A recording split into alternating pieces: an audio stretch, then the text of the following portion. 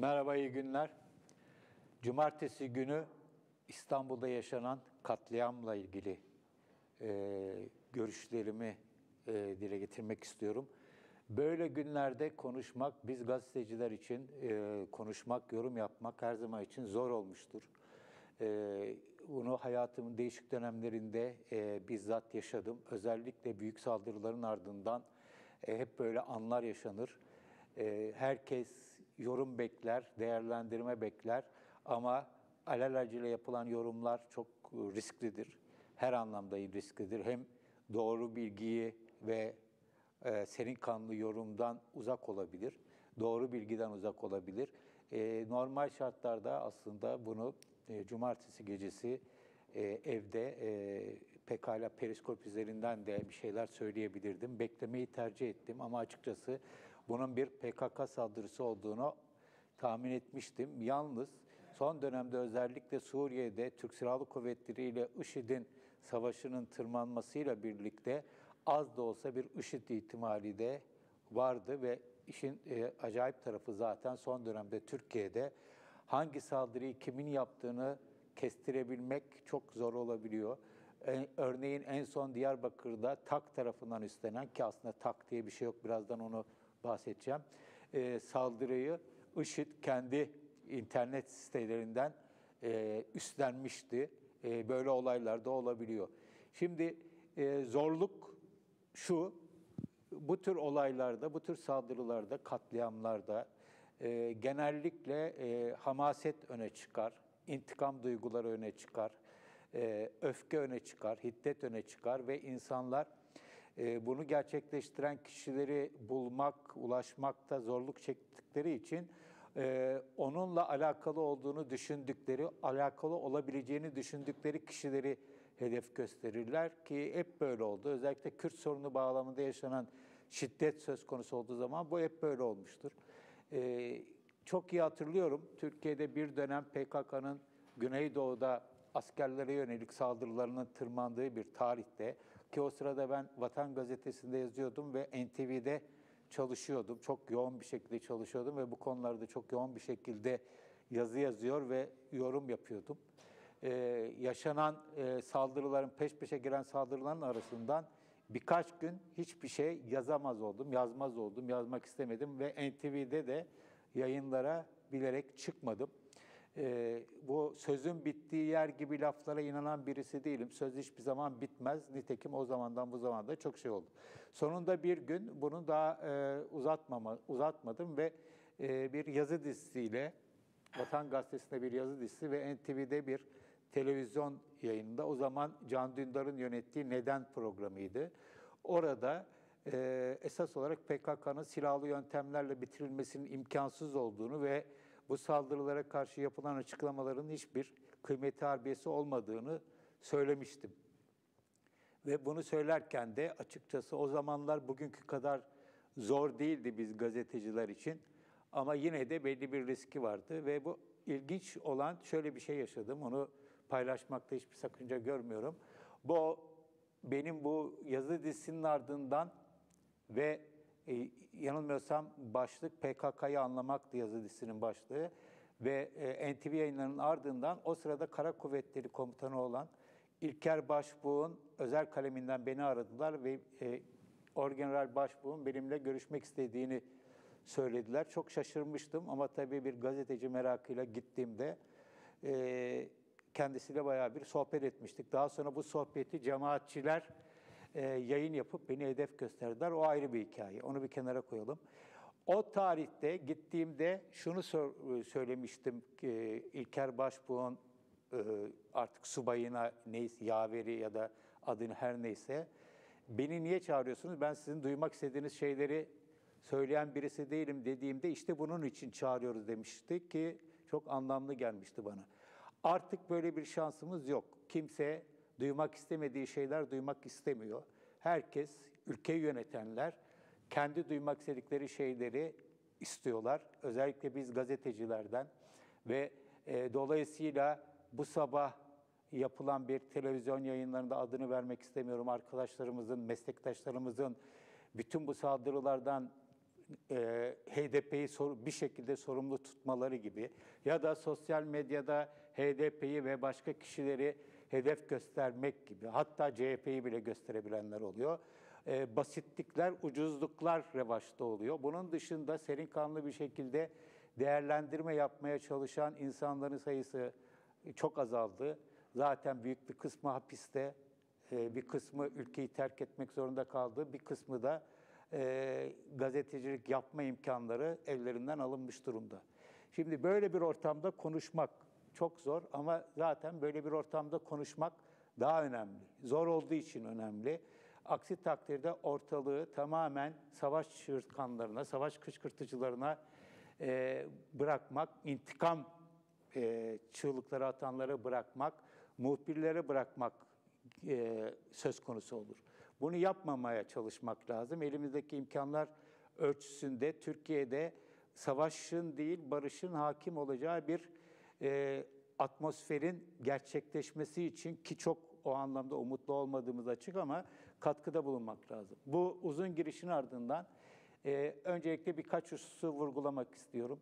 TAK diye bir şey yok. Kürdistan Özgürlük Şahinleri adı altında internet sitesinden üstlenen yapı yok, böyle bir yapı. Bu PKK. Bunu uzun zamandan beri söylüyorum, yıllardır söylüyorum. En son Şubat ayında yine burada yaptığımız bir yayında Ankara katliamının ardından yine TAK üstlendikten sonra bunu söylemiştim. Bu PKK'nın bu tür kirli, tırnak içine alıyorum kendilerine göre, işleri için kullandığı bir paravan isim. Yani kirliden kasıt ne? Diğerleri temiz olduğu için söylemiyorum. Ancak burada doğrudan bu yapılan saldırılarda güvenlik güçlerinin dışında sivil halkın zarar görme ihtimali çok yüksek, ki öyle oluyor. Ankara'da böyle oldu. Ankara'daki 2 ayrı saldırıda böyle oldu.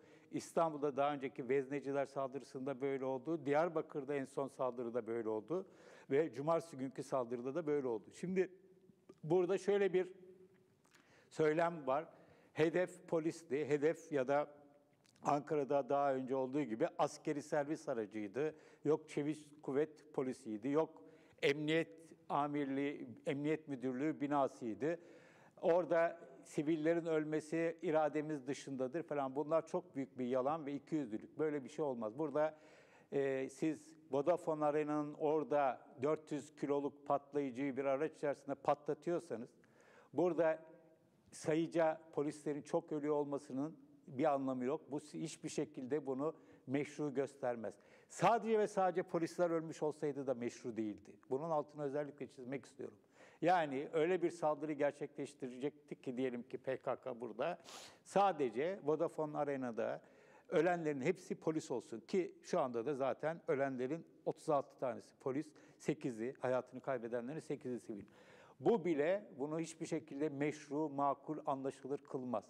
Savaş dediğiniz şeyi siz şehir merkezlerine taşıdığınız zaman katliam yapıyorsunuzdur. Bunun bir açıklaması yok. Bu terörizmden başka bir şey değildir ve kör terörizm olarak tanımlanan bir şeydir. Sonuçta ne oluyor? Böyle eylemler yapılıyor, böyle saldırılar yapılıyor. Ondan sonra da TAK diye bir yapı açıklama yapıyor, üstleniyor ve çok sert bir dil. PKK açıklamalarında olduğundan daha sert, daha küstahça bir dil. Ama mesela bu son yapılan açıklamaya baktığımızda şöyle bir ayrıntı var ki bence önemli. Ölen intihar saldırıcıların kimlik bilgileri yok. Şimdi eğer TAK diye bir yapı gerçekten söz konusu olsaydı, az sayıda insanın sadece ve sadece bu tür eylemler için, bu tür saldırılar için bir araya gelmiş az sayıda insanın oluşturduğu bir yapı söz konusu olsaydı, bu kişilerin bu kadar dar bir yapının içerisinde böyle önemli bir saldırıyı yapan kişilerin kimliklerini bu yapının anında biliyor olması lazımdı. Fotoğraflarını ve hatta varsa saldırı öncesinde gerçekleştirdikleri videoları yayınlıyor olması lazımdı. Böyle bir yapı olmadığı için bu aslında bir sonuçta Kandil'den hayata geçirilen saldırılar olduğu için önce üstleniliyor. Sonra da gelecek bilgiler ışığında bu kişilerin, saldırıyı gerçekleştiren 2 ayrı kişinin kimlik bilgilerini bizimle kamuoyuna iletecekler. Şimdi İstanbul'da, daha önce Ankara'da, Türkiye'nin değişik yerlerinde bu kadar büyük çaplı, ince örgütlenmiş saldırıları, 400 kilo patlayıcı araçlar vesaire gerçekleştiren bir yapının tamamen böyle illegal, yasa dışı, küçük bir yapı olarak yapının bunu yapabilmesinin imkanı yok. Bunu insanları nereden bulacağı meselesi var, parayı nereden bulacağı meselesi var. Bütün bunlar çok daha geniş bir yapıyı işaret ediyor. Bu da PKK. Şimdi bir kere bu TAK meselesini bir kenara bırakmak lazım. Bunun artık çok da fazla lafını etmemek lazım. Yani şöyle söyleyelim, bazılarının gözünde PKK'nın yaptığı her türlü saldırı meşru ama TAK'ın yaptıkları eleştirilebilir. Böyle bir mantık, bu açıkçası bir ikiyüzlülük. Böyle bir şey yok. Eleştirilecekse ya hepsi eleştirilir ya da hiçbirisi eleştirilmez. Yani TAK kötü birisi, yani bu iyi polis, kötü polis gibi bir şey yapılıyor. Bu bir oyun, buna kapılmamak lazım. PKK niye böyle bir şey yapıyor? PKK topyekün savaşı sürdürebilmesinin yolu olarak bunu yapıyor. Devlet de PKK'ya karşı topyekün savaş yürütüyor. PKK da buna aynı şekilde cevap veriyor. Sonuçta bu yapılanların kendi savaş mantalitesi içerisinde kendi bir takım argümanları olabilir. Ama bunların hiçbirisi bizleri, Türkiye'de demokrasiyi, barışı isteyen bizleri hiçbir şekilde ikna edecek açıklamalar olamaz. Bunlar hiçbir şekilde kabul edilecek açıklamalar değildir.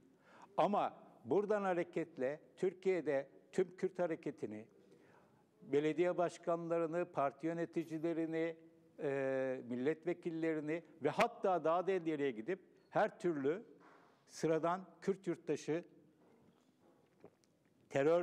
terörist ya da terörist işbirlikçisi, yatakçısı olarak ilan etme de hiçbir yere götürmeyecek. Bu yapılıyor. Maalesef bu yapılıyor. Zaten ne oldu? İçişleri Bakanı'nın intikam açıklamasından sonra HDP'lilere operasyon yapıldı. Irak'ta PKK'nın bulunduğu düşünülen yerlere hava saldırıları yapıldı. Bu bir yere kadar hani savaşın devamı olarak anlaşılabilir. Ama HDP'ye yönelik baskınların nasıl bir anlamı var açıkçası kestiremiyorum. Zaten HDP'ye öteden beri çok uzun süredir çok büyük baskılar uygulanıyor.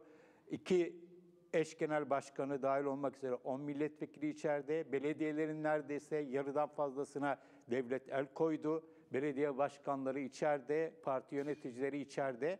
En fazla ne olacak? Bütün hepsi zaten bugün görüyoruz. Böyle çağrılar var. HDP kapatılsın, bütün HDP'liler tutuklansın vesaire. Bunu da yapabilir devlet. Ama bütün bunların hiçbir işe yaramadığını Türkiye Cumhuriyeti yakın tarihini bilenler biliyor. Bizler de, ben 31 yıldır gazetecilik yapıyorum, biliyorum. 31 yıllık gazetecilik hayatımda devlet sürekli bize bitti bitecek tarihler verdi. Şimdi de yanılmıyorsam İçişleri Bakanı Nisan 2017 tarihini vermiş. Böyle bir şey yok, böyle bir şey olmayacak. Kimse kimseyi kandırmasın. Kimse kimseyi böyle şeylerle avutmasın. Böyle bir şey yok. Böyle bir şey olmayınca da insanların tepkileri nereye gideceğini kaçırıyor. Dolayısıyla serin kanlı bir şekilde bu olayın ne olduğunu daha serin kanlı bir şekilde masaya yatırmamız lazım. Ama Türkiye'de bir süredir Kürt sorunu diye bir sorun artık yoktur dendiği andan itibaren her türlü müzakere, görüşme, diyalog kapıları sonuna kadar kapatıldığı andan itibaren en makul isimler diyelim Ahmet Türk gibi, Selahattin Demirtaş gibi isimler tutuklandıktan sonra bunun imkanlarını maalesef çok fazla göremiyoruz. Daha önemlisi yakın bir zamana kadar HDP'ye ve Kürt hareketine AKP'ye karşı mücadelesi için teşvik eden, onu resmen mayın sahasına itenlerin önemli bir kısmının bugün HDP'nin infazı için ya da ona benzer hareketlerin infazı için devletten daha fazla devletçi pozisyonlara girdiği bir dönemden geçiyoruz. Olabildiğince serin kanlı olmaya çalışmamız lazım. Olmanın mümkün olmadığını biliyorum ama yine de bunu söylemekte yarar var. Olabildiğince serin kanlı bir şekilde hareket etmeye çalışmamız lazım. Bu tür katliamlara aramızdaki mesafeyi çok net bir şekilde koymamız lazım. Hiçbir şekilde bunların hiçbir meşruiyeti olamayacağı, Güneydoğu'da yapılanların ya da başka yerde yapılanların, başka yerde yapılabilecek olanların hiçbir şekilde insanların polis olsun ya da başka bir şey olsun, hiç fark etmez. Gündüz vakti ya da gece vakti, bu da fark etmez.